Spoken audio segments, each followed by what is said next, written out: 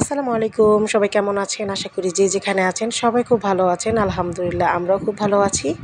বলেন তো কার কার এলাকায় বৃষ্টি হচ্ছে? আমাদের নারায়ণগঞ্জে তো খুবই বৃষ্টি হচ্ছে। শুধু বৃষ্টি না, মনে হচ্ছে বৃষ্টির 14 গোষ্ঠী চলে এসেছে।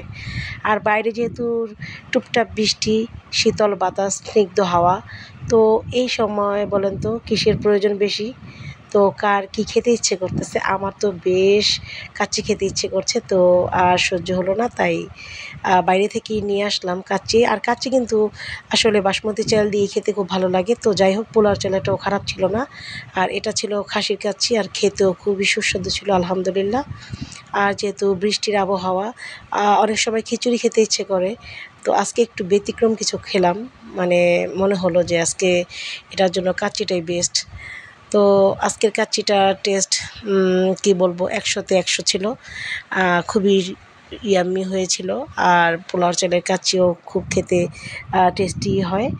তো আমি যখন বাসায় রান্না করি বাসমতি চাল দিয়েই করি। তো আজকে যেহেতু কেনা, তো এখন যেহেতু মোটামুটি রান্না করতে পারি, তো যে কোনো খাবার খেলে বুঝতে পারি যে এখানে কোনটা বেশি মিস্টেক ছিল এরকম।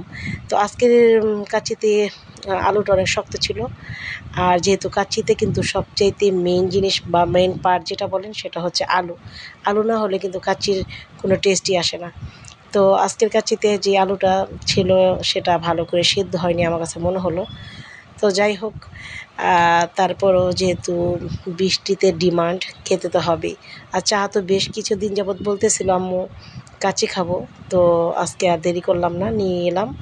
তো নেক্সট টাইম অবশ্যই আমি আমার কাচ্চি রেসিপি দিয়ে একটা ভিডিও বানিয়ে আপনাদের সাথে শেয়ার করব। আমার বানানো কাচ্চিটা কেমন হয় সেটাও আপনারা কমেন্টস করে জানাতে পারবেন। আর যদি কেউ অর্ডার করতে চান অবশ্যই ইনবক্সে নক করে দিতে পারেন।